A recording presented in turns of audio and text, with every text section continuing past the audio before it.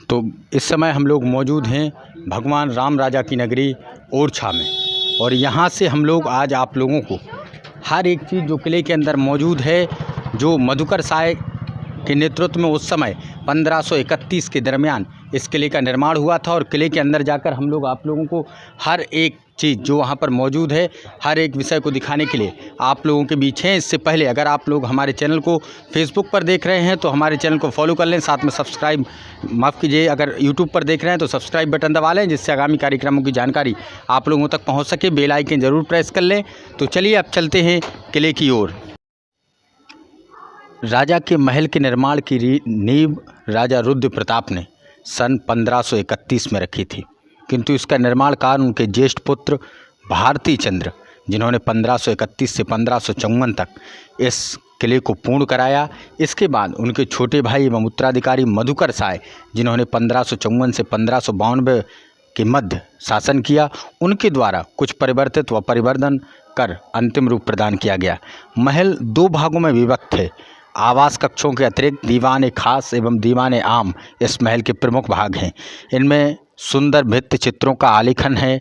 इन चित्रों की विषय वस्तु मुख्यतः श्रीमद् भागवत के आधार पर श्री कृष्ण लीला एवं रामायण की कथा वस्तु है। इसके अतिरिक्त पौराणिक कथाओं में विष्णु के 10 अवतारों का सुंदर चित्रण है। मल्लयुद्ध, नायक नायिकाओं एवं राग रागनियों का लौकिक चित्रण भी महत्वपूर्ण है। भित्ति चित्र 16वीं-17वीं शताब्दी की बुंदेली शैली में चित्रित किए गए हैं, जो अंदर जाके हम आप लोगों को दिखाते हैं। चलिए, इस समय हम लोग इस किले के सबसे ऊपरी छोर पर मौजूद हैं। मैं अपने कैमरामैन से कहूँगा चारों तरफ दिखा दें, नीचे की तरफ भी दिखा दें। और यहाँ से तकरीबन 300 फुट की गहराई जो नीचे की तरफ है हमारी इस तरफ, और किले की जो ऊंचाई है वो लगभग 100 फुट के दरमियान होगी।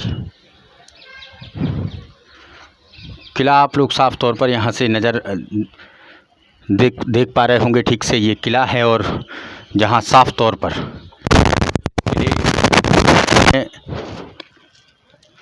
काफ़ी कुछ इतिहास इस किले का रहा है, और इस किले के अंदर तमाम घूमने की जगह है जहाँ हम लोगों ने घूमा। आगे आप लोगों को और भी चीज़ें दिखाएंगे। ये ओरछा नरेश का किला है, जिसका निर्माण 1531 के दरमियान हुआ था। ये इस समय हम लोग एक ऐसे कमरे में खड़े हैं जहां आप लोग देख सकते हैं 1531 की कलाकारी यहाँ पर दर्शाई गई है। उसके बाद मैं अपने कैमरामैन से कहूँगा दिखा दें चारों तरफ ऊपर की तरफ। ये उस दौरान की कलाकारी है जब देश में इतनी कलाएं मौजूद नहीं थी, लेकिन उसके बावजूद भी यहाँ पर ये शानदार कलाएं बनाई गई। और आप लोग यहाँ इस शानदार किलों को देख सकते हैं, जहाँ किलों की दीवारों पर ये शानदार भगवान राम राजा के साथ साथ भगवान हनुमान जी और भी भगवान हैं जिनके चित्र यहाँ पर दर्शित हैं। कई राजाओं की मूर्तियाँ भी बनाई गई हैं जो हल्के हल्के घोड़ों पर आप लोग देख सकते हैं। तो इस कमरे में भी आप लोग देख सकते हैं ये कलाकारियाँ जो उस दौरान बनाई गई। हालांकि बाद में ये अभी जो सुधार चल रहा है, कुछ प्रिंट यहाँ पर ख़राब हुए जिनकी वजह से अब पूर्णतः जो प्रिंट हैं वो नहीं है, लेकिन उस समय की कलाकारियाँ कई यहाँ पर आज भी मौजूद हैं जहाँ आप लोग साफ तौर पर देख सकते हैं।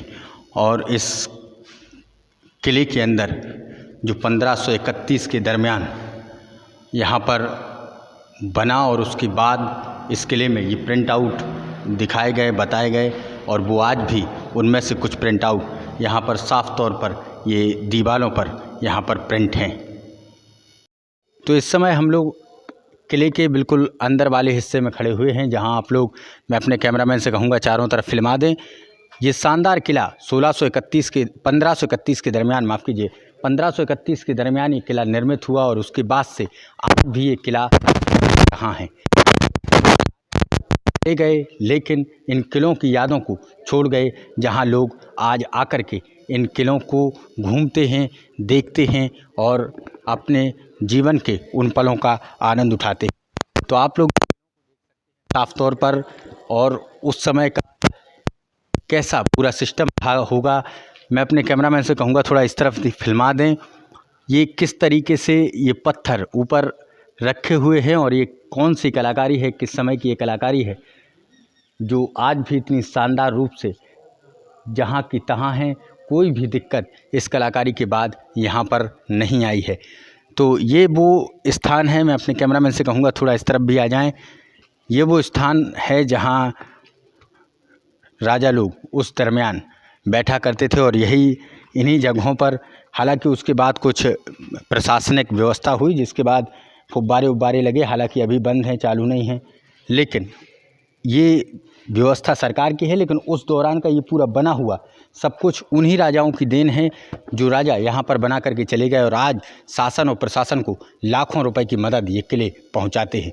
तो अब हम लोग चलते हैं आगे की ओर, जहाँ से आप लोगों को दर्शन कराएंगे रानी के उस हॉल से, आप लोगों को सीधे जहाँ से रानी सुबह उठती और सीधे भगवान राम राजा के दर्शन करती, लेकिन किसी कारणवश वो भगवान राम राजा को वहाँ स्थापित नहीं कर पाई जहाँ उन्हें करना चाहिए था। तो चलिए अब चलते हैं उसी खिड़की की ओर।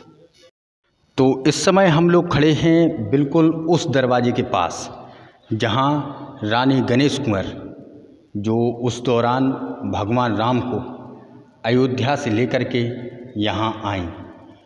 1554 ईस्वी से 91 ईस्वी की ये बात है, इसके बीच का जो कार्यकाल रहा, उसी दौरान वो रानी भगवान राम को अयोध्या से लेकर ओरछा में भगवान राम राजा के रूप में स्थापित उन्होंने यहाँ पर किया।